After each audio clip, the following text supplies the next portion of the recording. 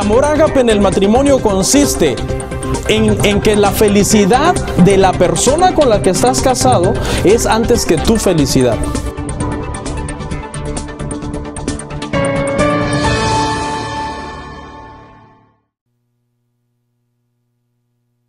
El día de hoy, hermanos, voy a dar el tema número 2 de una serie que hemos titulado Por amor a tu palabra. Amén.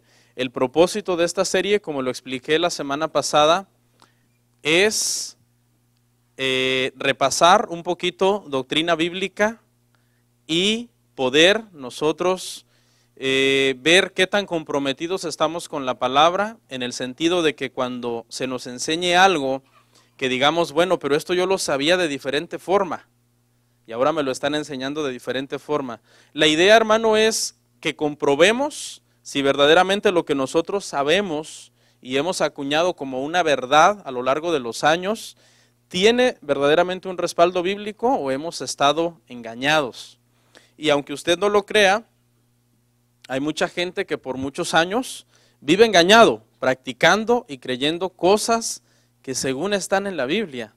Hay gente que se va hasta el extremo de decir que como dice la Biblia, camarón que se duerme se lo lleva la corriente. Y otro muy popular, pues ya ve que la Biblia dice, hermano, que el que madruga, Dios le ayuda. Y como ese refrán dice Dios, ya piensan que es cristiano, ¿sí? Pero no es así. Vamos a ir a Segunda Epístola de Pedro, capítulo 3. Segunda Epístola de Pedro, capítulo 3, verso 15. Y esta epístola le hemos dado duro, ¿verdad, hermanos? A esta porción. Por favor, regáleme, si es tan amable, un minutito en pie. Por favor, se lo agradezco mucho. Segunda Epístola de Pedro, capítulo 3, verso 15.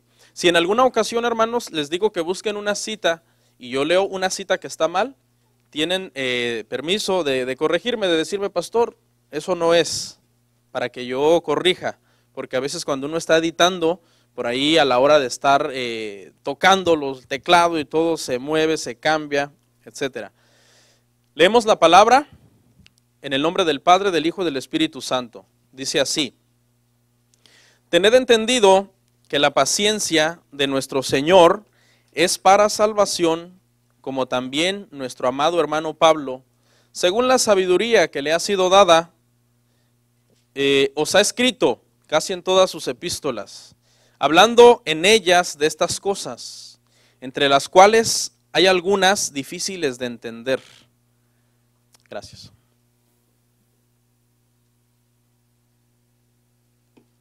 Perdón, hermanos. Es que aquí a uno se le reseca un poco la garganta. Algunas difíciles de entender. Díganme en qué verso me quedé, por favor. Ya lo encontré. Las cuales los indoctos e inconstantes tuercen, como también las otras escrituras, para su propia perdición. Así que vosotros, oh amados, sabiéndolo de antemano, guardaos, no sea que arrastrados por el error de los inicuos caigáis de vuestra firmeza. Antes bien, creced en la gracia y el conocimiento de nuestro Señor y Salvador Jesucristo. A Él sea la gloria, ahora y hasta la eternidad. Amén. Ayúdeme a orar, por favor, ore por mí. Señor, gracias por este tiempo. Ayúdanos, Padre, a poder meditar en la palabra y poder aprender el día de hoy lo que tú, Señor, nos quieres hablar. Y ayúdanos, Padre, porque dependemos de la guianza de tu Espíritu Santo. Nosotros como predicadores, Padre, somos muy limitados. Nuestra mente es muy, muy limitada. Nuestros pensamientos, nuestros caminos. Tu palabra dice que tus caminos son más altos que nuestros caminos y tus pensamientos más altos que nuestros pensamientos. Que podamos aprender de la palabra el día de hoy, Señor, y ser edificados como iglesia. En Cristo Jesús. Amén. ¿Pueden sentarse, hermanos? El tema, el día de hoy, si me pueden poner la lámina del tema en pantalla. Este monitor, por cierto, está apagado, pero no importa. El tema es textos populares fuera de contexto. Textos populares fuera de contexto. ¿Ok? Básicamente lo que vamos a hacer el día de hoy es estudiar algunos textos de la Biblia que por muchos años la gente le ha dado un mal uso o una mala interpretación. ¿Ok? Obviamente no todos, porque la Biblia tiene miles y miles y miles de textos y son docenas y docenas y docenas de textos que mucha gente los cita, los traza o los usa mal, porque nada más agarran un pedacito y creen que ese pedacito es toda la verdad acerca de una declaración que está haciendo, sin tomar en cuenta todo lo que rodea ese texto, todo lo que la Biblia dice conforme a ese tema, el contexto histórico en el que se escribió, el contexto gramatical, es decir, qué significa esa palabra en realidad cuando se estudia profundamente. Así que en esta serie, hermano, vamos a ver quién, una vez que entienda las Escrituras, diga: yo estoy dispuesto a renunciar a esto que creí por años porque yo me he dado cuenta ahora que no es bíblico, lo había yo estado usando mal. ¿Ok? Esta es una de esas series, hermano, de este mes que resulta controvertida para muchos y molesta para otros. Y es más, hay gente que después de oír temas como estos, hasta pone en duda su estancia en la iglesia. Dice: no, es que fíjate que esta iglesia me parece rara. Es que lo que el pastor enseñó, yo sabía que no era así. Lo enseñó completamente al revés de lo que yo sé que es. Ahora, cuando dicen de lo que sé que es, no es que han hecho una investigación profunda, sino que alguien les dijo así es, y ellos lo han creído por años. Y una gente cuando cree algo por años, aunque sea mentira, acaba creyendo que es verdad, porque nuestra mente nos traiciona. Así que el día de hoy ese es el tema. Vamos a estar viendo algunos versículos, no todos, pero algunos. Punto número 1, ¿por qué es tan importante estudiar la Biblia en su contexto? ¿Cuál es el problema en tomar versículos fuera de contexto? Es muy importante porque las personas que agarran una parte de la Biblia aislada y quieren hacer una doctrina de esa parte sin estudiar todo el resto, pues caen en error. Y en realidad, cuando se vienen a dar cuenta, no están en una doctrina bíblica, sino están en una enseñanza que por años ellos han creído que es la verdad. Lo que pasa, hermanos, que a nosotros se nos ha enseñado mal como iglesia, se nos ha enseñado que la iglesia no importa tanto aprender correctamente la Biblia, sino una experiencia mística, algo bonito, un culto bonito. De hecho, este tipo de prédicas no le gusta mucho a la gente, porque la gente viene y es con la mentalidad de yo voy a ir a la iglesia, pero yo voy con un problema, yo quiero que Dios me hable a mi vida. Yo quiero que Dios me arregle mi situación, yo quiero que Dios, ahorita que yo tengo problemas matrimoniales, yo quiero que Dios ministre mi vida conforme a ese tópico. O ahorita que yo estoy teniendo una situación de salud, yo quiero que la prédica trate y diga que Dios me va a sanar, que Dios es poderosísimo y que 100% seguro que me va a sanar. O si estoy teniendo problemas financieros, yo vine hoy a la iglesia con la mentalidad de que me inyecten energía y una mentalidad positiva de que voy a salir adelante y voy a ser un rico empresario y poderoso. Entonces, cuando la gente viene y se encuentra con un estudio bíblico como el que estoy a punto de darles, donde uno comienza a enseñarle la Biblia en su contexto, muchos se aburren, muchos dicen: no, pero es que, no, ¿qué pasó? Cuando en realidad nosotros debemos de aprender que es la enseñanza bíblica la que fortalece espiritualmente nuestra vida. Es el entender correctamente la Escritura. Yo no tengo que hablarle hoy un tema que tiene que ver con la vida de usted, porque alguno quizás viene y dice: no, pero es que lo que predicaron no tiene nada que ver conmigo, nada más explicándome la Biblia. Hermano, es que lo más importante es que estudiemos y aprendamos la Biblia correctamente. ¿Ok? Hay 4 principios, hermano, que se violan cuando se lee la Biblia y no se toma en cuenta el contexto. Hay 4 principios que se deben de tomar en cuenta para una sana interpretación de la Biblia.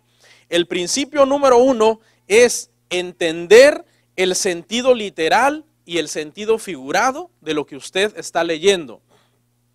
Por ahí aparece en pantalla. Es bien importante que nosotros entendamos, escuche, que en la Biblia no todo es literal, pero que en la Biblia tampoco no todo es figurado. La Biblia utiliza algo que en la gramática se conoce como figuras retóricas.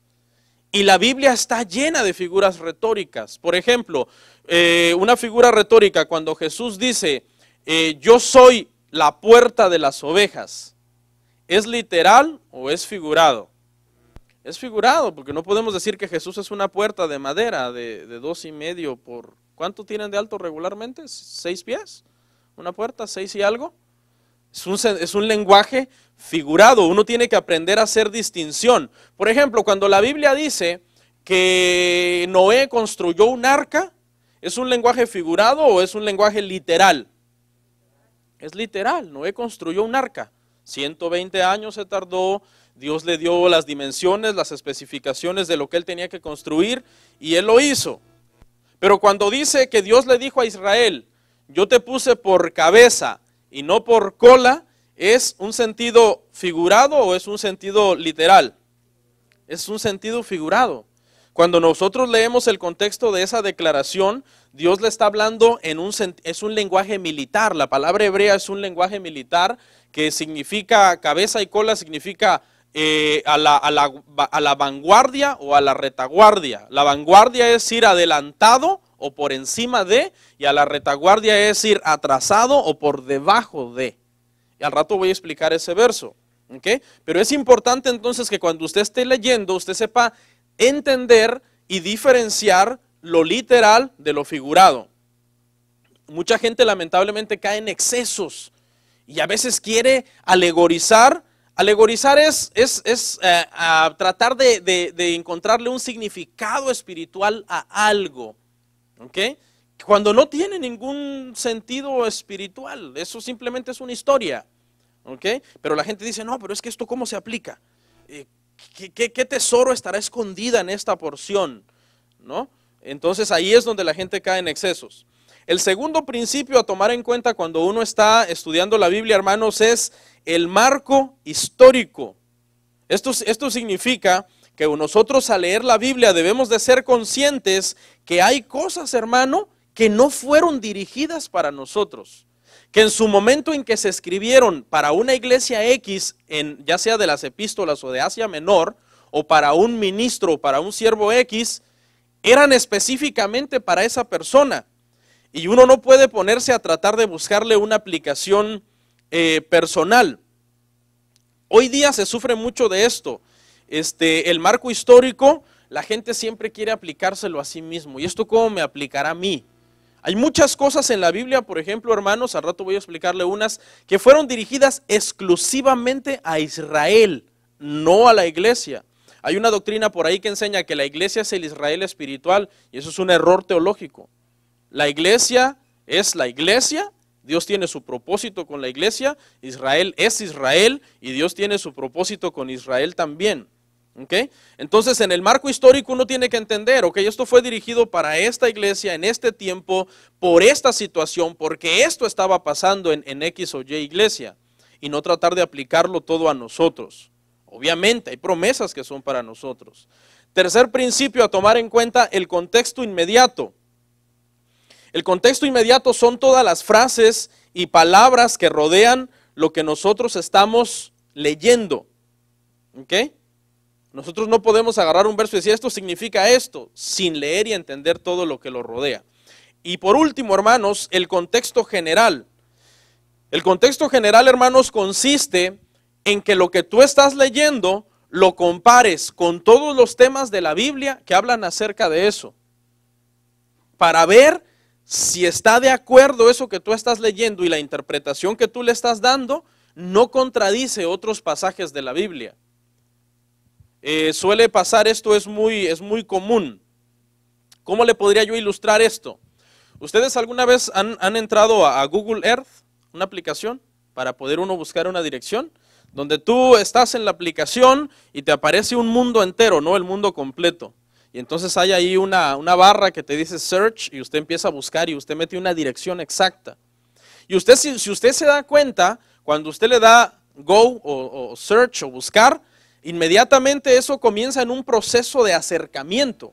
Usted tiene primero un panorama de todo el planeta Tierra, todo lo que es el globo terráqueo, y cuando usted le da clic, inmediatamente se va acercando. el mundo se empieza a acercar a usted y en primer lugar lo lleva al área donde más, al continente, luego de ahí después del continente lo lleva al país, o sea, es rápido, uno tiene que estar listo, ¿no? Luego de ahí del país al estado y del estado a la colonia y de la colonia a la casa o al negocio de la dirección que tú pusiste, hasta que te llega bien cerquita y tú le puedes dar zoom in o zoom out, depende de lo que tú quieras ver. Eso, así más o menos se debe estudiar la Biblia, eso más o menos es el contexto general de algo. Uno agarra toda la Biblia, cuando tú estás leyendo una palabra en la Biblia, y dices, no, pero es que esta palabra me resulta difícil entenderla. Entonces tú te comienzas a abrir hacia afuera, lees todo lo que rodea la palabra, luego todo el pasaje, luego todo el capítulo, luego todo el libro, luego todo el testamento, luego toda la Biblia. Por eso es importante, hermano, ningún cristiano que tenga 1 año o 2 años en el cristianismo, que se diga que es nacido de nuevo, puede darse el lujo de decir que no ha leído la Biblia completa, hermano. Eso es una vergüenza, ¿eh? Eso es una vergüenza. Póngase a leer la Escritura, porque es por falta de lectura que las personas son engañados, hermano. ¿Ok? Entonces, esa es una ilustración de cómo uno tiene que llegar hasta una palabra y encontrar el significado.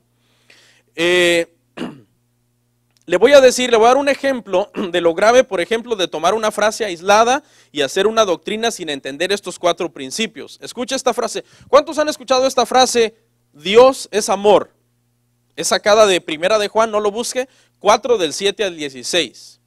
Dios es amor. ¿Ok? Si nosotros agarramos esa frase y no la estudiamos a la luz de los 4 principios que yo le acabo de mencionar, ¿qué es lo que va a pasar? Lo que pasa con mucha gente que cree que Dios es solo amor. Dios es solo amor y nada más. Y agarran esta palabra y la agarran en un sentido romántico, en un sentido, no van al sentido gramatical para ver qué palabra amor en el original se usó ahí y conocer el significado, sino que la usamos amor como nosotros. ¿Cómo usamos los latinos la palabra amor? Para todo. A mí me encantan, yo amo los hot dogs. Yo amo a mi esposa. Yo amo a Dios. Yo amo mi carro. Yo amo a mi perro. O sea, utilizamos la palabra amor indiscriminadamente para aplicársela a cualquier cosa, ¿no? Pero en el griego, hermano, que es como se escribió esta palabra, tenemos que ir a entender el contexto gramatical de esta palabra amor, que es la palabra ágape. Uno utiliza una palabra amor para cualquier cosa, pero esta palabra ágape, hermano, gramaticalmente es un amor sacrificado. Es un amor que está dispuesto a buscar el bien primero del otro antes que el suyo. ¿Cuántos de ustedes aman a su cónyuge? ¿Lo aman con esta clase de amor? Porque esta clase de amor dice que primero es la felicidad de mi pareja y luego la mía. Este es el amor del que está hablando aquí. Entonces, si esto, hermano, la gente no lo entiende, entonces la gente dice que Dios ama a todos los pecadores y que no hay forma que Dios que nadie se va a ir al infierno. ¿Por qué? ¿Cómo se va a ir Dios al infierno? Perdón, la gente al infierno si Dios es amor. Aunque usted sí sabe, ¿no?, que Dios puede estar en el infierno también, porque Dios es omnipresente. No es que Dios va a ir a estar castigado en el infierno. Pero hace un tiempo le preguntaba yo una frase a muchos, porque muchos creen que el infierno es el peor lugar porque ahí habrá ausencia de Dios. No. El infierno es el peor lugar porque ahí estará la presencia de Dios, dando a cada uno su pago conforme a sus obras. Porque Dios es omnipresente. Ahora, con esto no entienda de que Dios va a ir al infierno, que Dios es pecador. No, Dios es Dios de todo. Mucha gente cree que el infierno es eso, o sea, pero retomando acá el tema, hermano, en el contexto gramatical, nosotros sabemos, hermano, que esta palabra ágape se refiere a un amor que se sacrifica. ¿Y quién fue el que se sacrificó por nosotros?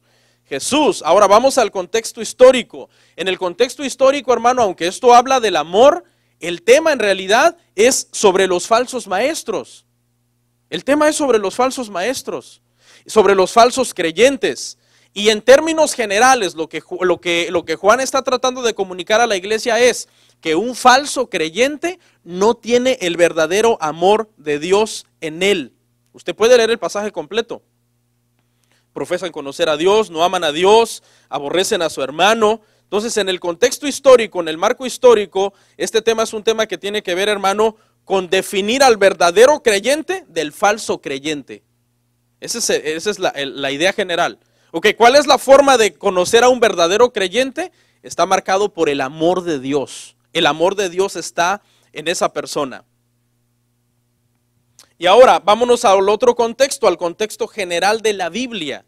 Nosotros tenemos que entender que Dios es amor, pero también tenemos que entender que la Biblia dice que Él es santo, que Él es justo, que Él es fiel, que Él es misericordioso, que Él es omnipotente. O sea, Dios tiene más atributos. Yo no puedo agarrar la palabra Dios es amor e interpretarla aisladamente sin leer todos los demás atributos que la Biblia menciona de Dios. Y los dos primeros atributos deberían de preocuparnos, que Dios es santo. Por lo tanto, ¿qué? Aborrece el pecado. ¿Cómo podemos conectar o enchufar que Dios es amor con que Dios es santo? Sí, Dios es amor, ese es uno de sus atributos, pero también Él es santo. Dios es justo, o sea, Dios no dejará por inocente al culpable, porque Él es justo y Él tiene que hacer justicia. No, pero es que hoy en nombre de que solamente Dios es amor, la gente hace y deshace, hermano, con su vida, creyendo que solo Dios es amor y no leen toda la Biblia donde nos habla sobre todos los atributos que Dios tiene. Nosotros, hermano, le voy a comentar algo. Nosotros como iglesia, nosotros basamos toda nuestra doctrina y todo lo que hacemos dentro de esta congregación en un principio básico. Apréndaselo. Interpretar correctamente la Biblia. Eso es todo. En ese principio básico gira toda nuestra doctrina y toda nuestra enseñanza. Si se predicó y no se interpretó bien, no sirve. No sirve. No importa qué tan bonito haya sonado, no importa quién se emocionó, no importa quién dijo que qué bárbaro, qué bonita iglesia. Para nosotros todo gira en torno a que lo que se está predicando sea correcto. Para mí como pastor, si una iglesia puede tener lo mejor, las mejores instalaciones, los mejores equipos, la mejor banda de música, la mejor tecnología, mucho dinero en el banco, hacer servicios bien bonitos, bien wow, qué asistencia tan grande y algo hermoso. Para mí, si tienen todo eso y lo que se está interpretando está mal, todo lo demás no sirve de nada. Esa es mi postura para mí como pastor. Yo puedo llegar a un lugar y decir, wow, qué grande, qué bonito, qué equipo tan tremendo, qué bonita música, qué gran coro, qué gran esto, qué gran lo otro. Oír el mensaje, lo que se predicó no está interpretado correctamente, esto no es iglesia. Así. ¿Por qué? Porque se está viviendo de un falso evangelio. Ahora, mire, esto que les dije quizás puede sonar extraño, pero escuche lo que le voy a decir. Usted sabe ¿de dónde han salido la mayor parte de sectas que existen? Haga una investigación. Todas las sectas que existen, la mayoría, diría yo el 90% de las sectas que existen, salieron de tomar un versículo, torcerlo y hacer una herejía o hacer una nueva doctrina. O sea que la mayor parte de las sectas usaron la Biblia y fue en nombre de la Biblia que ellos iniciaron un movimiento religioso a donde tienen ahora un montón de gente cautiva creyendo todo lo que estas sectas enseñan. Haga su investigación. Testigos de Jehová son una secta que nacieron usando una Biblia. Mormones son una secta que nacieron usando una Biblia. Y le podría mencionar muchos otros. ¿Y en qué momento se volvieron una secta? En un momento en que agarraron una doctrina y la interpretaron y la torcieron y la llevaron a un extremo a decir algo para el cual el Espíritu Santo no la inspiró. Por ejemplo, hay sectas, hermano, que dicen que la homosexualidad es apoyada por la Biblia. Hay comunidades, iglesias, donde ellos aseguran que la homosexualidad es apoyada por la Biblia. Le voy a dar los 3 versículos que usan para apoyar esta creencia. Vaya conmigo, por favor, a 1 Samuel 18:1.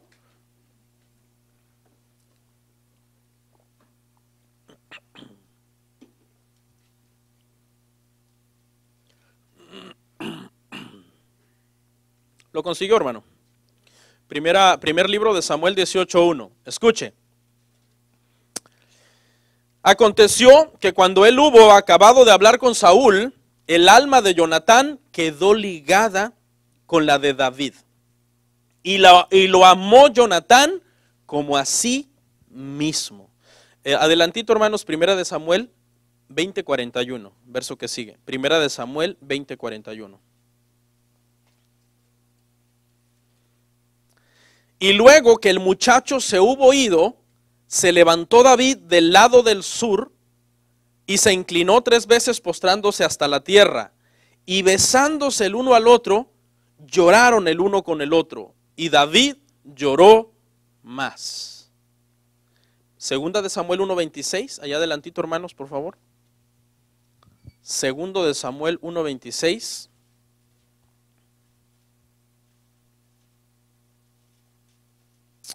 Dice, angustia tengo por ti, hermano mío Jonatán, que me fuiste muy dulce, más maravilloso me fue tu amor que el amor de las mujeres. Ahora, ¿por qué suena este verso así como incómodo? Por el marco cultural, el marco cultural. Usted ve a dos latinos que no sean de Argentina o de esos países donde acostumbran a saludarse con un beso. Usted ve a dos latinos, hermano, bien así bigotones, barbones, que se agarran y se dan un beso en la mejilla o un beso en la frente. O tú puedes agarrar a un amigo que amas mucho, darle un beso en la frente, te amo, te extrañé. Inmediatamente se oye en el público así como ahorita. ¿Por qué? Porque nuestra cultura es así. Nuestra cultura, nosotros no estamos acostumbrados a ese tipo de muestras afectivas. E inmediatamente comienzan los comentarios sobre, ay, hermanos, ¿qué les pasa? Espérense tantito. Pero para esto nosotros tenemos que entender la cultura de Israel, en donde ellos se abrazaban, se besaban en la mejilla. ¿Dice aquí que se besaban en la boca? No, mi Biblia no dice eso. Se besaron, tenían una amistad muy profunda, tenían una amistad muy grande. Entonces, basado en esto, hermano, usted puede hacer su investigación. A mí no me gusta dar nombres de iglesias o nombres de pastores. Yo digo a veces cosas y ahí usted, el que les listo, lo agarra. Pero basado en esto, hermano, usted puede hacer su investigación. Hay comunidades abiertamente homosexuales, donde el pastor es homosexual. Y él les dice a los hermanos que amaos los unos a los otros. Que el amor es un sentimiento hermoso, Dios es amor, y cómo te vas a poner a refrenar ese sentimiento. O sea, si David, siendo un hombre conforme al corazón de Jehová, era homosexual, les dicen, usando esto, ¿verdad? Era homosexual, amó más a Jonatán que a las mujeres. ¿Ok? Entonces, si David era homosexual, según ellos, que era conforme al corazón de Jehová, entonces, pues, cualquiera aquí que quiera salir del closet, dele, que no hay problema. Es lo que dicen, no es lo que yo estoy diciendo. ¿Sí ve? ¿Por qué? Porque no entienden el contexto en el que David está diciendo. O sea, la amistad de Jonatán y David era una amistad de varones en donde Jonatán le protegía la vida a David. Le decía, huye porque mi padre tiene malas intenciones contra ti. ¿Usted qué manifestación de amor tendría usted con una persona así? Es una manifestación de gratitud. Porque Saúl era padre de Jonatán y Jonatán podría haber salido al lado de su padre. Pero no, él salió al lado de su amigo por amor a su amistad. Es en ese sentido y en ese contexto, en ese marco, que David dice, tu amor fue más grande aún que el amor de las mujeres. ¿Por qué? Porque las mujeres que tenía David era un amor erótico. Acuérdese que en el griego hay varias palabras para amor. Está el amor filos, el amor entre hermanos, el amor que era el amor que ellos se tenían, un amor filial. Está el amor ágape, el amor de Dios, un amor incondicional, un amor que busca el bien del otro. Pero está un amor erótico, que es un amor de pareja, un amor sexual. David no tenía un amor erótico hacia Jonatán, porque eso sí hubiera sido homosexualismo. Entonces muchos agarran esta porción, no leen todo lo que la Biblia dice acerca del homosexualismo y dicen que ellos eran homosexuales. Pero el pequeño detalle es que la Biblia sí habla sobre el homosexualismo y lo prohíbe. Entonces sería una contradicción dentro de la misma Biblia. Por favor, vaya conmigo a Romanos 1:27.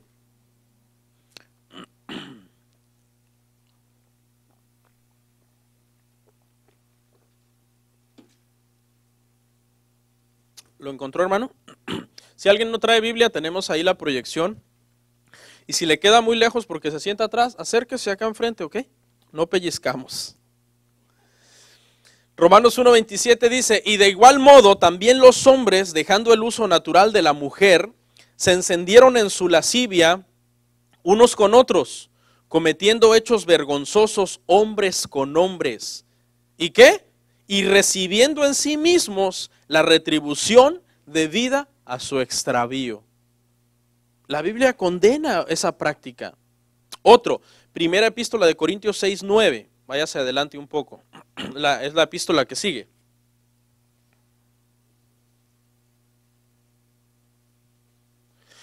Leo, ¿no sabéis que los injustos no heredarán el reino de Dios?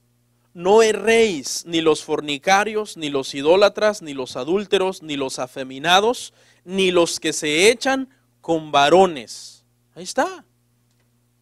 Hay que leer toda la Biblia para entender qué es lo que la Biblia dice acerca de un tema y no hacer herejías usando la misma Biblia. O sea, las sectas que existen han usado la misma Biblia para hacer herejías y se han hecho de un montón de seguidores que no saben y que les creen a todo lo que ellos les enseñan.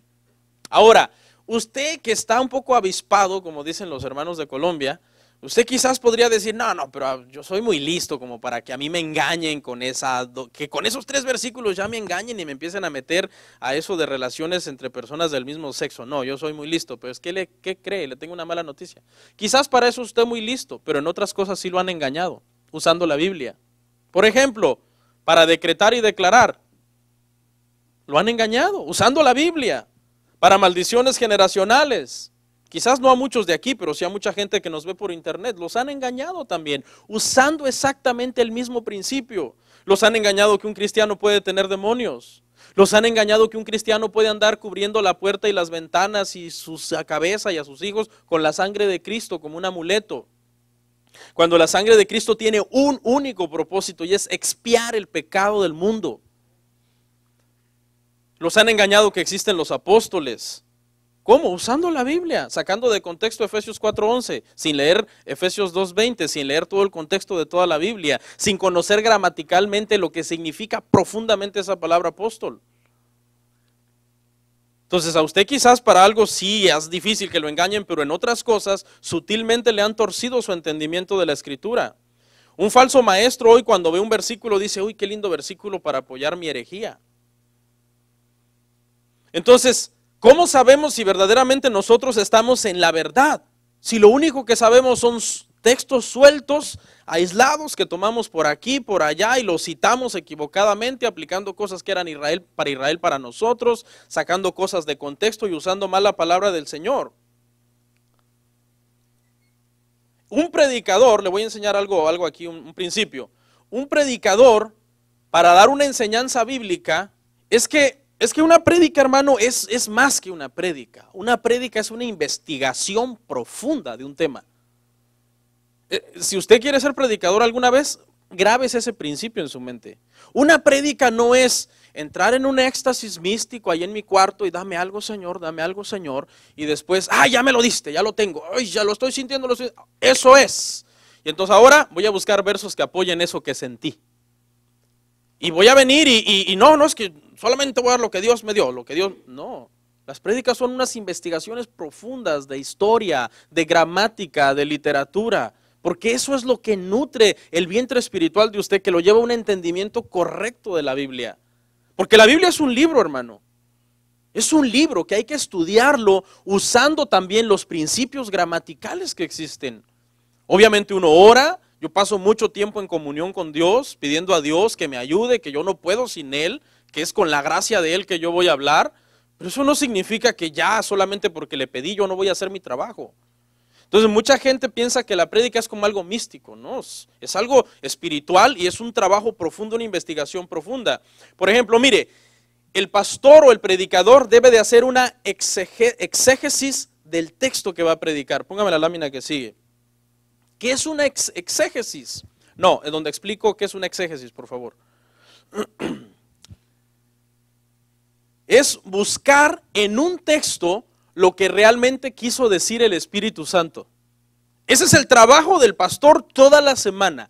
Estos son los versículos que voy a hablar el domingo, por lo tanto debo estudiar, investigar, leer comentarios, leer diccionarios, leer el contexto, aplicar los principios espirituales que debo de echar mano para decirle a los hermanos, hermanos, cuando esto se escribió, esto quiso decir el Espíritu Santo. Pero no, los pastores no hacen una exégesis, ellos hacen una eisegesis, que es la que está abajo. Se parecen mucho, no se vaya a confundir. ¿Qué es una eisegesis? Escuche, es buscar algo en la Biblia que más o menos apoye algo que yo pienso. Es decir, a mí se me ocurrió esto, yo quiero predicar esto. ¿Qué dirá la Biblia sobre esto?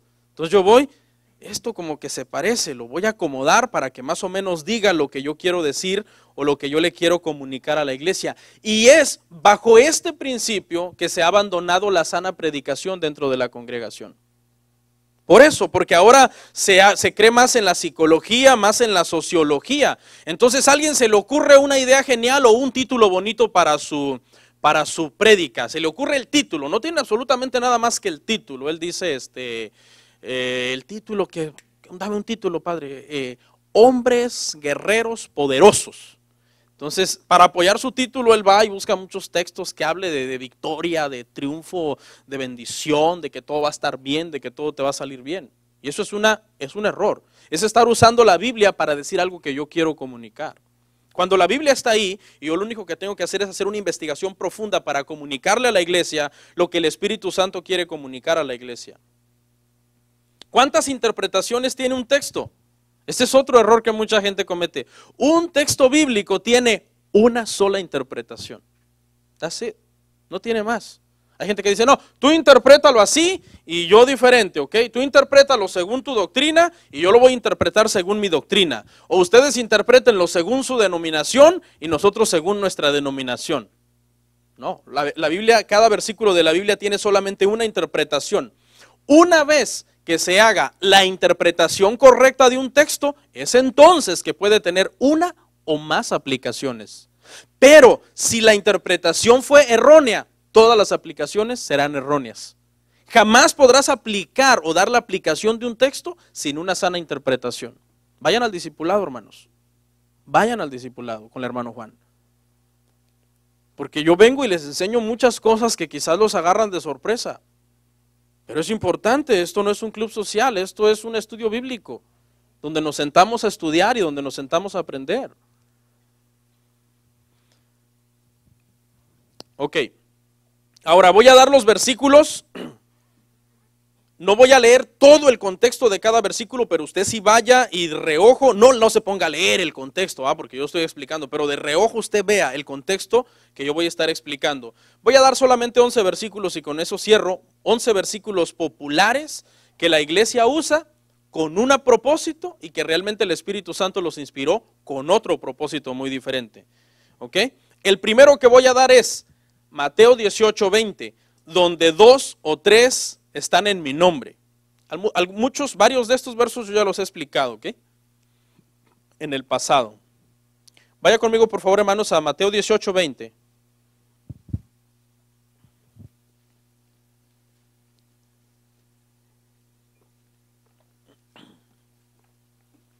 Mateo 18:20, leo.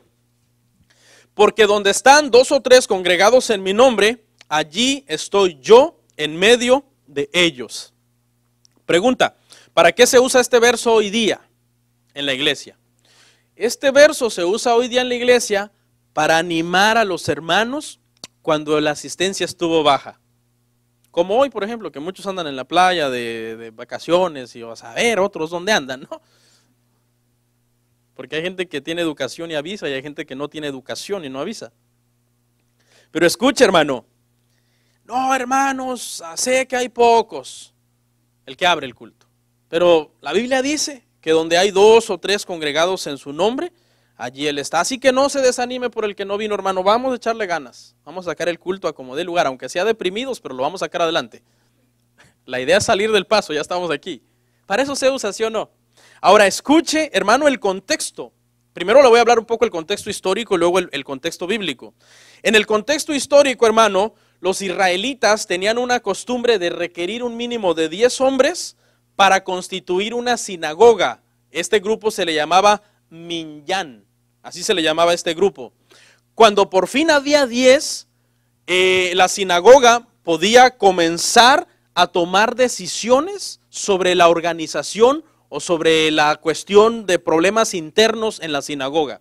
Ok, ya hay 10, ok, sentémonos y arreglemos esta situación que está pasando. En ese contexto histórico, Jesús le dice a la iglesia, el pasaje completo es Mateo 18, del 15 al 22, véalo ahí, ese es el pasaje completo, vamos a ver el pasaje completo, no solo el verso. No lo vamos a leer, pero usted de reojo puede ver los versos que yo le voy a decir. Ahora, ¿cuál es el tema de este pasaje? El tema es, si usted tiene una Reina Valera del 60, ¿cómo perdonar al hermano? O sea que Mateo 18:20 se debe de interpretar en este contexto histórico, que era una cuestión de para tomar decisiones, y en este contexto bíblico que no tiene nada que ver con un culto. No tiene que ver con un culto. Tiene que ver con una cuestión de problemas entre hermanos. Problemas en la iglesia que tuvieron hermanos entre ellos y ahora toca ver cómo se van a arreglar, cómo se van a pedir perdón, cómo se van a reconciliar. Y es en ese contexto que Jesús dice, donde estén 2 o 3 en mi nombre, ahí estoy yo en medio de ellos. O sea, cuando hay una confrontación entre hermanos, el versículo 19 lo aclara. Lea el 19, ahí de reojo rapidito. Es una cuestión de cómo perdonar a mi hermano. Entonces Jesús lo que está poniendo es un requisito. Ok, cuando haya un problema entre ustedes en la iglesia, los judíos acostumbramos en la sinagoga que hayan 10. Yo ahora en la gracia les digo que 2 o 3 y arreglen el problema. Que el que ofendió pida perdón, que el que fue ofendido perdone y que se restaure la relación dentro de la iglesia. Más claro no puedo. Tendría yo que alargarme repitiendo lo mismo. O sea que, hermanos que abren y dirigen la alabanza, cuando ustedes dicen acá arriba eso y dicen, hermanos, vamos a empezar porque donde 2 o 3 están reunidos en su nombre, no están cometiendo un pecado grave, así que, wow, están ofendiendo al Espíritu Santo, pero están usando mal ese versículo. 2. Algunos les van a doler, algunos versículos cuando se los aclare. Este quizás no tanto, ya le he dado duro a este que acabamos de ver. Yo estoy a la puerta y llamo, Apocalipsis 3:20.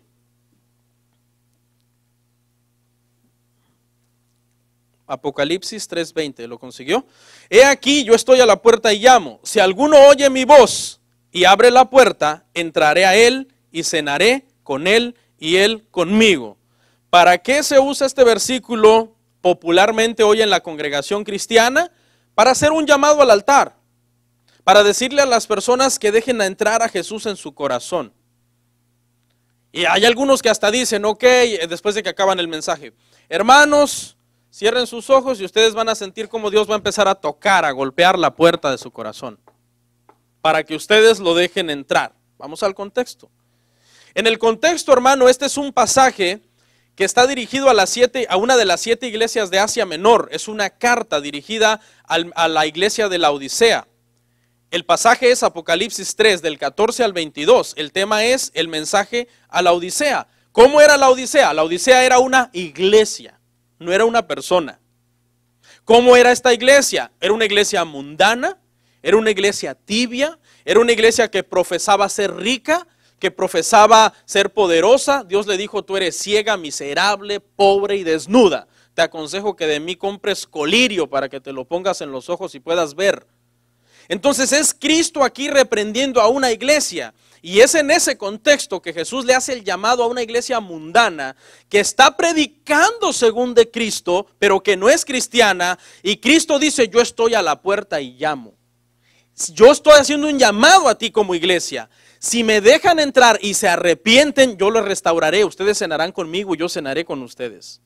Pero escuche, Jesús está a la puerta, no en una postura de mendigo, mendigando amor y déjenme entrar por favor, los quiero salvar. No, Jesús está a la puerta en una postura de jefe, pidiendo cuentas. Estoy aquí para pedir cuentas, porque ustedes se dicen iglesia cristiana y no lo son. Predican en mi nombre y mienten. Es en esa postura. Yo siento mucho que a muchos les va a doler esto, ¿no? Pero no es un texto evangelístico. No es un texto para hacer un llamado a que la gente venga al arrepentimiento. Y yo sé que a muchos esto, mucha gente cuando oye esto no crea que a la primera ya lo agarran. No. Tienen que oír cosas como estas 1 año, 2, 3 años, hasta que por fin dicen, es cierto. Sí, hay cosas que uno las tiene tan pegadas que cuesta desarraigarse de esas cosas. Entonces, ¿Jesús procuraba entrar a esta iglesia? Sí, procuraba entrar. ¿Para qué? Para corregirles la doctrina, para corregirles la organización, para hacerles un llamado porque era una falsa iglesia. Este verso no es para hacer un llamado a un incrédulo que venga y acepte a Cristo. Es un llamado de Cristo a una iglesia que es mundana y que se arrepienta. 3. Donde está el Espíritu de Dios hay libertad. 2 de Corintios 3:17.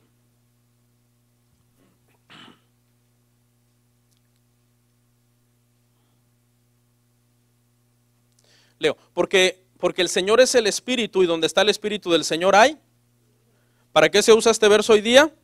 Para motivar a la gente en el culto, a danzar, a correr, a que no sean tímidos, que pierdan la vergüenza, porque ¿cuántos creen que el Espíritu Santo está aquí? Amén. ¿Y qué hay? ¿Dónde está el Espíritu Santo? Libertad. Entonces, rompa las cadenas que lo atan, hermano. Veamos el contexto. El pasaje es 2 de Corintios 3, del 1 al 18, no termina en el 18, sino que sigue hasta 2 de Corintios 4, del 1 al 6, y el tema es ministros de un nuevo pacto. Y escuche en qué sentido está diciendo aquí Pablo que donde está el Espíritu del Señor, o donde está el Señor, que es el Espíritu, hay libertad. Lo está diciendo en el sentido de que este pasaje es un balance entre la ley y la gracia.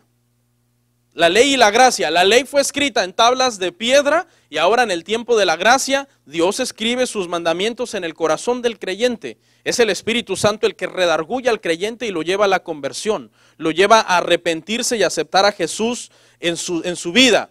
Es en ese sentido que hay libertad. En el sentido de que en la ley la gente se esforzaba para cumplir la ley, pero ese esfuerzo era inútil porque ningún ser humano cumplió la ley. Ahora, en la gracia es el Espíritu Santo dentro de cada persona guiándolo hacia la salvación.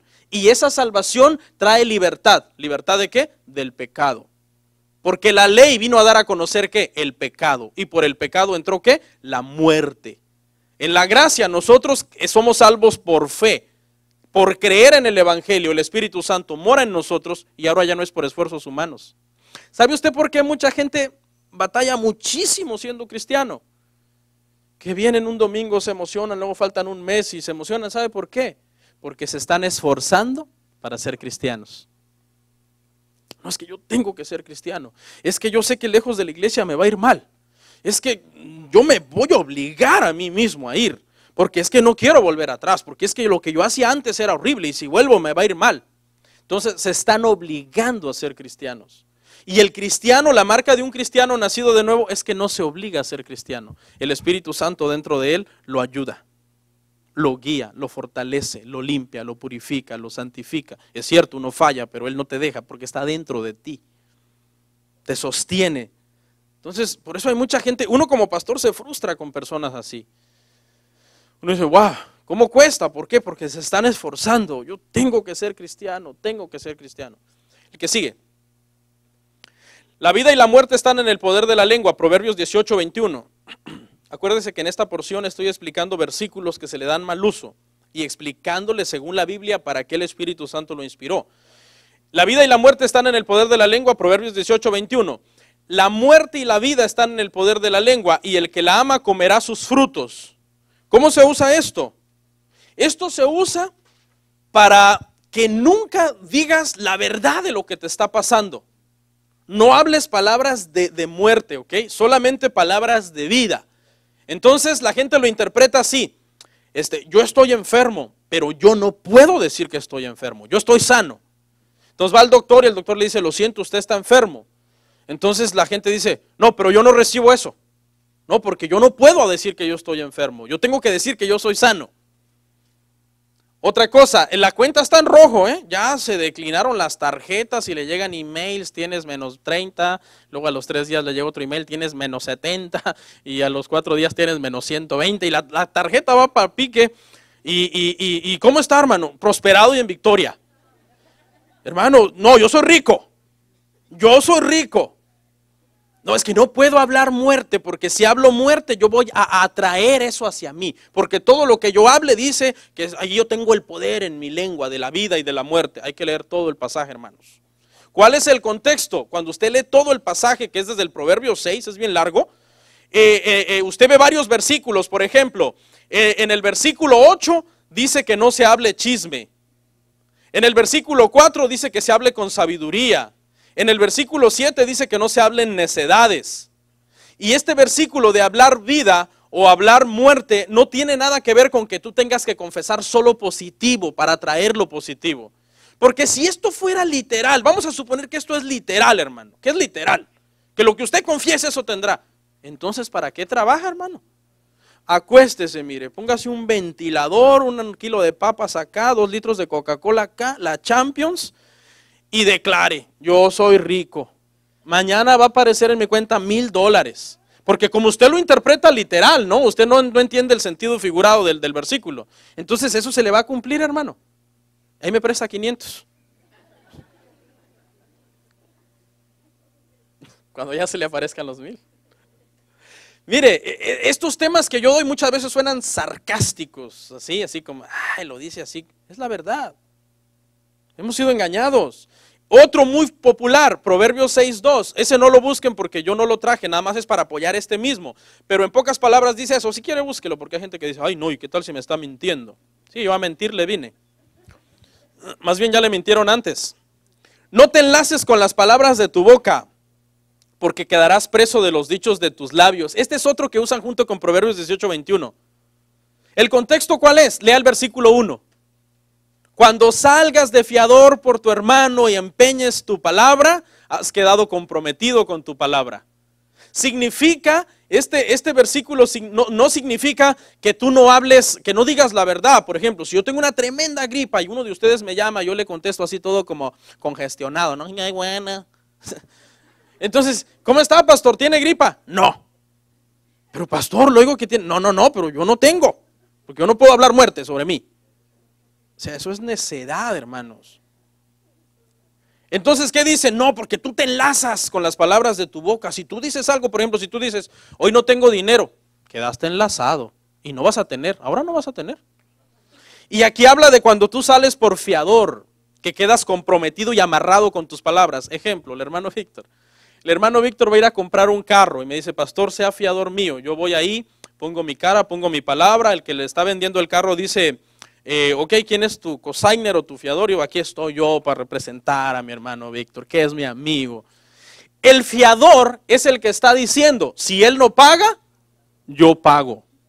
Suponer que el hermano Víctor, hermano, me juega una jugada y agarra el carro y se va para otro estado y ni me dice, hermano, a vivir. Yo ya quedé enlazado con mis palabras. Quedé, dice,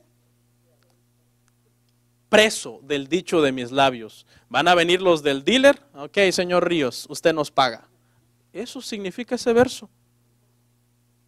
No, pero lo usan para que no hables negativo, que no digas la verdad de lo que te está pasando, sino que hables lo contrario en fe. Pues yo escucho a mucha gente todavía que tienen unos hijos bien rebeldes y dicen: no es un siervo de Jehová. ¿Cómo anda su hijo? No, es un siervazo. Sí, ahorita se fuma 2 carrufos de marihuana por semana, pero es un siervazo de Dios. Basado en eso, que no pueden decir la verdad de las cosas. En lugar de que digan: no, mi hijo tiene un problema, tiene una adicción o se volvió alcohólico, yo soy consciente de eso, yo no lo estoy maldiciendo por decir eso. Yo le amo, estoy orando por él, pidiéndole a Dios. Hablar la verdad no es pecado, hermanos. 5. La mucha letra mata, 2 Corintios 3:6. 2 Corintios 3:6. Dice: el cual asimismo nos hizo ministros competentes de un nuevo pacto, no de la letra, sino del espíritu, porque la letra mata, mas el espíritu vivifica. Es el mismo pasaje de ministros de un nuevo pacto, es exactamente la misma porción, 2 Corintios 3, la misma. ¿Qué significa aquí que la mucha letra mata? ¿Es literal o es figurado? ¿Es literal? O sea, porque la gente lo toma literal. Que tú no leas mucho la Biblia, que tú no leas muchos libros, que tú lo que debes hacer es orar y ayunar, no leas tanto, hermano. La Biblia dice que la mucha letra mata. Así se usa hoy día, mire, se usa así más o menos. Hay una iglesia, ¿verdad?, que tiene mala doctrina, una doctrina media torcidona. Entonces hay un hermano por ahí entre los hermanos que es avispado y lee e investiga, lee libros, lee la Biblia, investiga el contexto de la Biblia. Y entonces el hermano les dice a los líderes y al pastor: no, pastor, yo pienso que aquí en esta doctrina estamos cerrados. Entonces le dice, ya se acerca por ahí un hermanito que es muy espiritual, una hermanita, y le dice: hermano, usted ha estado leyendo mucho, ¿verdad? O que usted lee mucha teología. ¿Sabe qué, hermano? Tenga cuidado con eso, ¿eh? La letra mata. No, usted más bien métase a la visión, usted esté de acuerdo con nosotros, con lo que nosotros creemos. Así se usa, ¿sí o no? Así se usa. Contexto. La letra escrita en piedra, la ley, da a conocer el pecado y ese pecado trae la muerte.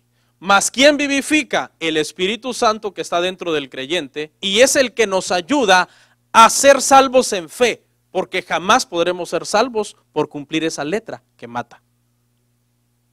¿Quién ha cumplido la ley? Jesús, el único ser humano que ha cumplido la ley. Ningún ser humano puede cumplir la ley. Entonces, en ese sentido, esa letra, la ley escrita en tablas de piedra, trajo muerte y mata. El Espíritu salva, el Espíritu Santo vivifica, santifica, nos lleva a Jesús. 6. No os preocupéis por qué habéis de hablar. Mateo 10:19. Mas cuando os entreguen, no os preocupéis por cómo hablaréis o por qué cosa, porque en aquella hora os será dado lo que habéis de hablar. ¿Cómo se usa hoy esto? Para no estudiar, para predicar ni evangelizar. No, yo voy a predicar, pero no, ahí el Señor me va a dar a la mera hora en el púlpito. Es más, ni voy a abrir la Biblia, sino que voy a hacerle al mero púlpito así, aquí. Así se usa hoy. Que no te preocupes. El contexto es Mateo 10 del 16 al 25, persecuciones venideras. Hubo una persecución tremenda sobre la iglesia del primer siglo, en primer lugar por los judíos que dijeron es una secta, están atentando contra nuestras costumbres judías, contra nuestra doctrina, contra nuestra cultura, contra nuestra religión de nuestros padres. Y en segundo lugar, una persecución tremenda por el imperio romano, porque los cristianos decían César no es Dios, sino Cristo es Dios. Y para los romanos César era Dios. Para los romanos el César era un humano como semidios, que lo respetaban como señor. Entonces, estas dos grandes civilizaciones, tanto judíos como romanos, emprendieron una persecución tremenda sobre el cristianismo. Y Jesús les está adelantando, les dice, serán llevados delante de reyes, delante de concilios, delante de gobernadores, para ser juzgados por su fe. Pero cuando los tengan ahí ya topados, encerrados contra la pared en una celda, tranquilos, que la sabiduría que yo les voy a dar va a ser irresistible. ¿Se cumplió esta promesa? Sí se cumplió. Esteban, cuando lo arrinconaron contra una pared para apedrearlo, para pedirle cuenta a los gobernadores, el pueblo, habló con una sabiduría tan irresistible que dice que cuando lo querían contradecir, lo único que le saliera eran rechinidos de dientes, porque no había palabras para contradecir. En ese momento Esteban estaba lleno del poder y la sabiduría de Dios, respondiéndole sus preguntas, abriéndole las escrituras y haciéndolos ver la verdad. Vemos a Pablo ante un gobernador que casi se convierte, le dice, casi me haces cristiano. La sabiduría era irresistible cada vez que eran llevados para dar cuentas. Ahí se cumplió la promesa. No es un verso que se use para usted no estudiar y voy a ir a ver a la mera hora qué es lo que Dios me va a dar. No, para predicar hay que estudiar y hay que estudiar mucho. 7. Visito la maldad de los padres sobre los hijos. Éxodo 25.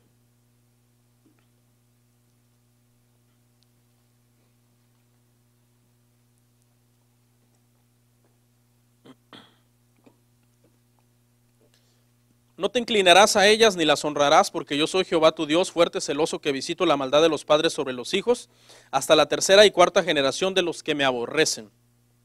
Este es el verso que se usa, hermano, para creer hoy en las maldiciones generacionales, que consiste esta doctrina en que no basta con convertirte a Cristo, sino que ahora hay que seguirte haciendo una limpia paulatina, irte echando primero un espíritu, luego el otro, poco a poco, que vaya siendo libre de la opresión demoníaca. Ok, ¿cuál es el contexto, hermano? Éxodo 20 del 1 al 17, el tema es los 10 mandamientos. Los 10 mandamientos. Este mandamiento que acabamos de leer es un mandamiento en donde Dios demanda adoración a un nacido de nuevo, a un creyente, solamente a él, en este caso a los israelitas. Esto sí se aplica a nosotros como creyentes, como iglesia. Y a nosotros como creyentes se nos demanda que el único Dios al que debemos de adorar es al Dios verdadero, no tener ídolos. Nadie puede decir yo soy nacido de nuevo y tener en su casa unos monitos con sus lucitas, arrodillársele, prenderle su candelita. Entonces, eso no es cristiano. ¿Ok? Dios les está haciendo una advertencia a Israel que no vayan a ser idólatras. No es una cuestión, hermano, de que van a tener maldiciones sobre los hijos, sino es una cuestión de idolatría. Y Dios aclara y dice, con esto es clave, con esto derrumbamos esta doctrina, de los que me aborrecen. Yo visitaré la maldad de los padres sobre los hijos hasta la tercera y cuarta generación de los cristianos nacidos de nuevo, de los israelitas consagrados a su ley, que respetaban los 10 mandamientos. No, de los que me aborrecen. Es porque son idólatras que me aborrecen. Y como el padre es idólatra, le enseña idolatría al hijo, que también en esa misma inconversión, a un hijo inconverso obviamente, a un hijo rebelde igual que el padre, porque por ejemplo, ¿mis padres me podrían obligar a mí a adorar sus ídolos? No, no me pueden obligar, yo soy cristiano, yo soy creyente. Entonces, ¿se transmitió la maldición? No. O sea, esa maldición se transmitía hasta la tercera y cuarta generación, pero el requisito era que esa segunda, tercera y cuarta generación fueran gente que aborrecía a Dios. Y se transmitía la idolatría al hijo, al nieto y al bisnieto, que era la cuarta generación. Entonces, si alguien un día le quiere liberar a usted le dice, hermano, perdóneme, pero yo soy cristiano, el Espíritu Santo está dentro de mí. Y él lo va a llevar a este verso, pero aquí dice que el Señor visita la maldad de los padres. Sí, hermano, pero vea la última parte, dice de los que me aborrecen, hermano. No, gracias. Váyase de ahí antes que le hagan un exorcismo. 8. ¿Qué comunión tiene la luz con las tinieblas? Ahora, si usted aborrece a Dios, pues sí, hay que liberarlo. ¿Qué comunión tiene la luz con las tinieblas? 2 Corintios 6:14. No os unáis en yugo desigual con los incrédulos, porque qué compañerismo tiene la justicia con la injusticia, y qué comunión la luz con las tinieblas. Este verso por décadas se usó para decir que te alejes de tu familia incrédula. Si alguien te va a dar trabajo y no es cristiano, mejor muérete de hambre, pero no vayas con él. Porque, pues, ¿cómo vas a trabajar para un incrédulo? Si aquí la Biblia dice que no debe de haber comunión entre la luz y las tinieblas. En el contexto histórico, hermano, esto está dirigido a la iglesia de Corinto. La iglesia de Corinto tenía varias cualidades. Una de ellas era que tenían una religión pagana. En esa religión pagana, hermano, esa religión pagana involucraba 3 cosas abominables que muchos hermanos comenzaron a pensar que eran buenas. Una de ellas era que en los templos paganos tenían orgías con prostitutas y decían que eso era una forma de agradar a sus dioses paganos. La otra práctica que tenían es que ellos, hermano, ofrecían muchísima comida sacrificada a los ídolos, a sus ídolos. Ellos hacían mucha comida para los ídolos. Y la tercera, hermano, es que ellos adoraban demonios. 3 prácticas graves en Corinto. Orgías con prostitutas en los templos paganos, ofrecer comida a los ídolos y adorar demonios. Y es en este sentido que Pablo le está diciendo a los hermanos cristianos, no, espérense, ustedes son cristianos. Ustedes no se pueden mezclar con ellos, no en el sentido de que no pueden convivir con ellos, sino que ustedes no pueden practicar las obras de las tinieblas que ellos practican. Porque la Biblia, cuando leemos un contexto más generalizado, es clara y dice que Dios sabe que estamos en el mundo, pero que no somos del mundo, que sería imposible que nos pida que salgamos del mundo, porque sería como tomarnos y hacer un planeta para cristianos. Dios sabe eso. Entonces, fíjese lo que significa este texto. no significa no te juntes con quien no es cristiano, sino tú que eres cristiano, no practiques las obras de las tinieblas. 9. Todo lo que pidieres en el nombre del Hijo se os dará. Juan 14:13. Juan 14:13. Y todo lo que pidieres al Padre en mi nombre lo haré, porque para que el Padre sea glorificado con el Hijo. Pregunta, hermanos, ¿aquí la palabra todo es literal o es figurado? Es un lenguaje figurado, que hay que analizarlo en el contexto del pasaje. Ahorita le voy a decir el pasaje. Ahora, si alguien aquí dijera, todo es absolutamente todo, entonces significa que yo le puedo pedir a Dios que se muera alguien que me cae mal. Señor, aquel me cae mal, tu palabra dice que todo, ok, Señor, no te voy a olvidar, lo matas bien matado, que le pase un tráiler encima. O como es todo, también yo le puedo decir al Señor, Señor, ya viene el Mega Millions, por favor, dice tu Biblia, tu palabra, que todo lo que yo te pida tú me lo darás, dame el ticket ganador, porque todo es todo, Señor. No, aquí todo no es todo. Vamos a ver de qué habla el contexto. El contexto es Juan 14 del 1 al 14. ¿Cuál es el tema? Jesús, el camino al Padre. Habla aquí de pedir cosas, de pedir bienes, de ordenarle a Dios, de decretarle a Dios, de arrebatarle a Dios. Hay mucha gente que usando este verso dice, no, es que todo es todo, y si no te lo da hay que arrebatárselo. Reclámaselo a Dios. ¿Cuántos años tienes siendo fiel a Dios? Tengo 5 años siendo fiel a Dios. ¿Y estás en esta situación de miseria? No. ¿Sabes qué? ¿Por qué es tu miseria? Tú has dejado de reclamar las promesas. Pero párate, empuña el abrazo y apunta al cielo. Y dile, Señor, yo hoy te reclamo que me has tenido. Te lo arrebato. Es lo que se cree hoy en día.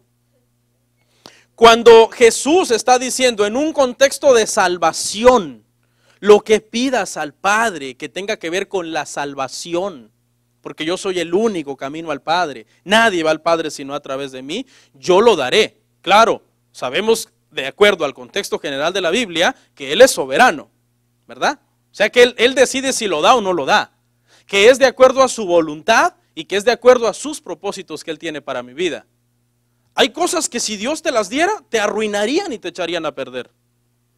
Hay gente, por ejemplo, que el dinero le haría muchísimo daño y los acabaría perdiendo. ¿Qué dijo Santiago? Vosotros no tenéis por lo que pedís, porque pedís para vuestros placeres y para vuestros deleites. Y ahí mismo donde habla acerca de la declaración que dice Santiago, no digas mañana iremos allá y traficaremos y haremos y desharemos, sino en lugar de eso digan, si el Señor quiere, si el Señor permite. ¿No dice eso la Biblia en Santiago, hermanos?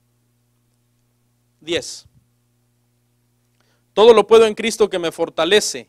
Filipenses 4:13. Todo lo puedo en Cristo que me fortalece. ¿Cómo se usa este verso? Bueno, esta cita se usa para salir de un problema, de algo difícil, de un trabajo, de un examen.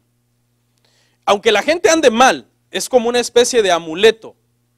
Si, por ejemplo, yo puedo andar mal, andar haciendo un desorden con mi vida, y entonces yo digo, no, yo todo lo puedo en Cristo que me fortalece. O sea, Dios me va a ayudar. Veamos el contexto. Filipenses 4 del 10 al 20. El tema es dádivas de los filipenses. Cuando usted lo lee en su casa, Pablo está diciendo que él ha padecido necesidad, que él ha padecido situaciones difíciles y le está dando gracias a los hermanos de la iglesia de Filipo. Les dice, les doy gracias porque ustedes no se han olvidado de mí. Han sido de las únicas iglesias que me han seguido ayudando. Pero Pablo dice, yo sé vivir en abundancia y sé vivir en escasez. Sé tener y sé no tener. En todo y por todo he sido enseñado. Lo que está diciendo Pablo cuando dice, todo lo puedo en Cristo que me fortalece es, con esa ayuda yo se las agradezco. Pero sin esa ayuda yo estoy bien en Cristo también.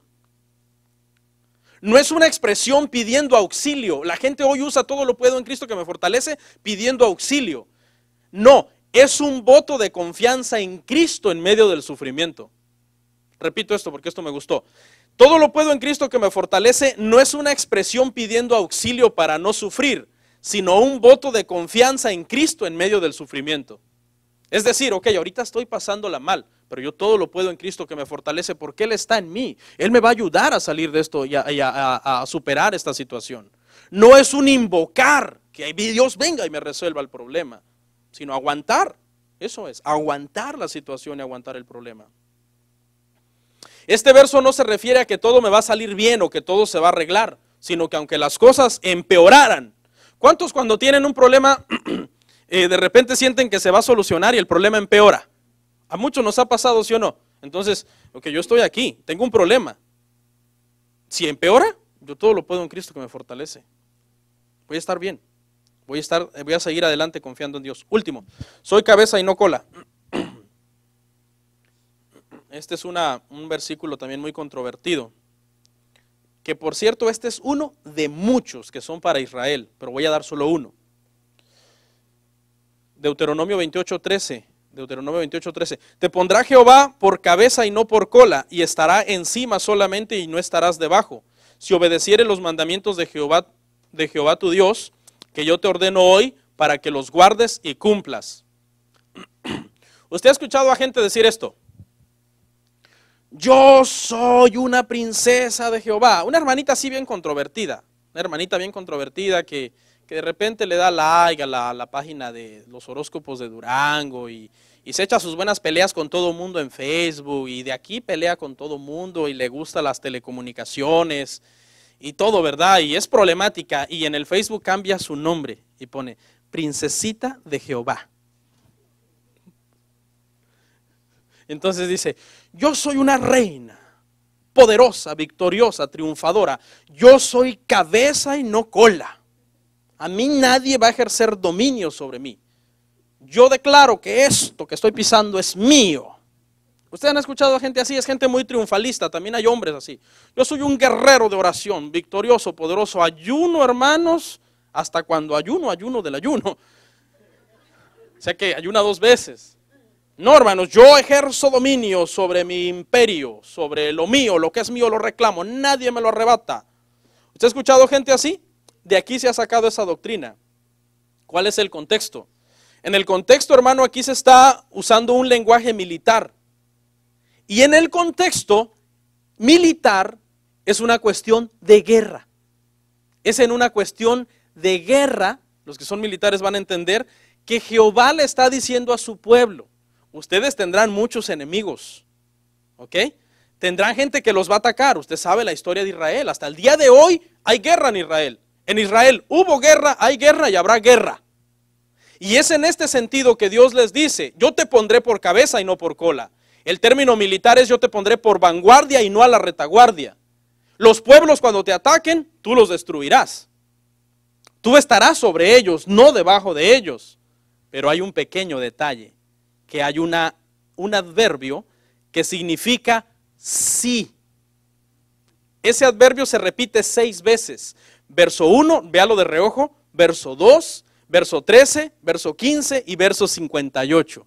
Dios le dice a Jehová, si me obedecieres, Dios le dice a Israel, si me obedecieres, si guardares mi palabra, si anduvieres en pos de mí. Él le comienza a decir un condicionante.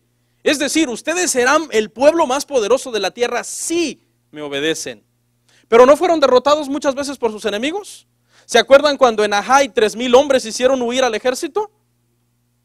Y entonces si la promesa no, es que desobedecieron, porque Dios les dijo que no tomaran del anatema y Acán entró y tomó y robó un lingote de oro y un manto babilónico y unas piezas de plata. Entonces no se cumplió literalmente. ¿Por qué? Porque tenía un condicionante. Le pongo un ejemplo. Ya van a terminar las clases ahora en mayo. Y usted le dice a su hijo, a su hija, hijo, te voy a regalar la computadora esa que me has estado pidiendo, que es bien cara y todo bien bonita, para que hagas ahí tus Facebooks en vivo. Te la voy a regalar, pero no quiero que me dejes ninguna materia y no quiero quejas de la maestra o del maestro o de los maestros. Y el jovencito, sí, mami, está bien. Y hacen un tratado. Entonces llega el fin, usted empieza a ahorrar, ¿verdad? Por fe, porque su hijo no da una. Y entonces usted empieza a ahorrar, a guardar el dinero, pero resulta, hermano, que cuando se llega y se cumple el plazo, dejó materias, dejó 2, 3 materias, y luego vino un maestro y le dijo, no, su hijo es un rebelde, se portó mal, me gritó. Entonces ya termina todo, ¿verdad? Acaban las clases, ya están de vacaciones, y una semana después de las vacaciones viene su hijito, mami, ¿te acuerdas? Mi compu, mami. ¿Perdón? Quítate de aquí o te doy otro. sea, ¿no te acuerdas que hubo un condicionante? Ahora, pregunta, ¿está usted mintiendo al no dar la computadora? No, porque usted puso condicionantes y el que falló fue él. Así es esta palabra. Dios le dice a Israel, ¿estarás por cabeza, por cola? Sí. Sí. No, hoy la gente lo agarra que no, yo haga lo que yo haga, yo soy cabeza, yo jamás pediré prestado, a mí me pedirán prestado más bien, yo seré rico. Todas esas cosas que son para Israel, en un sentido de guerra. Mire, hay otra palabra, no traigo la cita, sí la traigo de hecho, Josué 1.13, pero no lo busque, Josué 1.3, que también fue exclusivo para Israel en un ambiente de guerra y que también la iglesia los agarra para ellos. La cita dice que todo lo que la planta de tu pie pisares será tuyo. Entonces fíjese, en el contexto es una cita de conquista.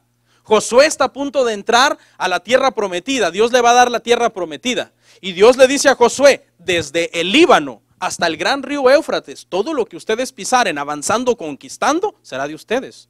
Pero primero tenían que ir derrotando a los enemigos que estaban en esa tierra. No era de que ya llegamos a Filistea, lo pisamos y es nuestro. Llegamos a tal tierra, los de no sé qué, los pisamos, el Jebuseo, el Eteo, el Fereseo, el Gergeseo, todos esos pueblos que vivían en Canaán. No, tenían que llegar ahí, conquistarlo. Una vez que pisaban ese lugar, derrotaban al rey de ese lugar, derrotaban al ejército de ese lugar, esa tierra era suya, porque era la tierra prometida que ya Dios les había cumplido.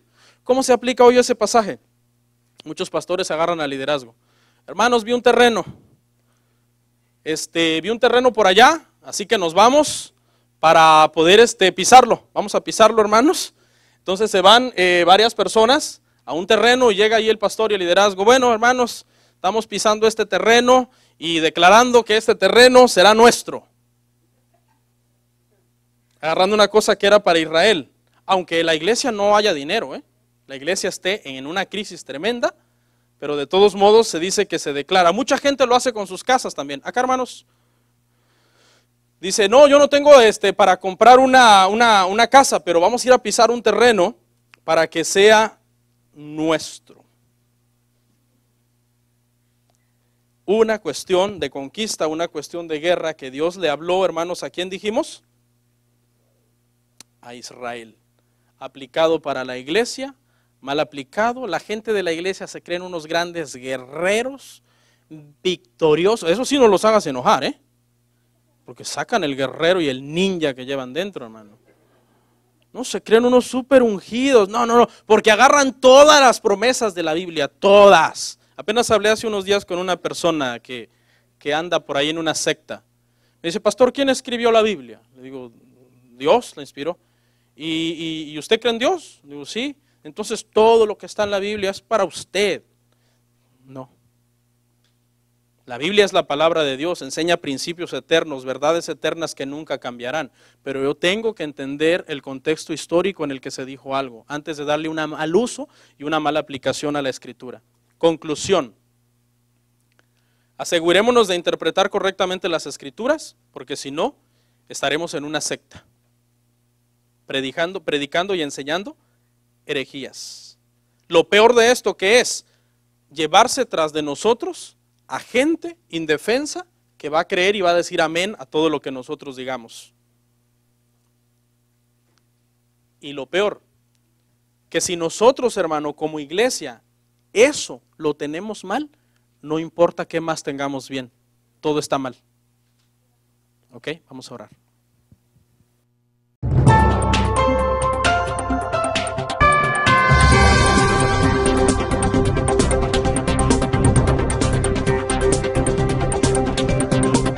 El amor ágape en el matrimonio consiste en que la felicidad de la persona con la que estás casado es antes que tu felicidad.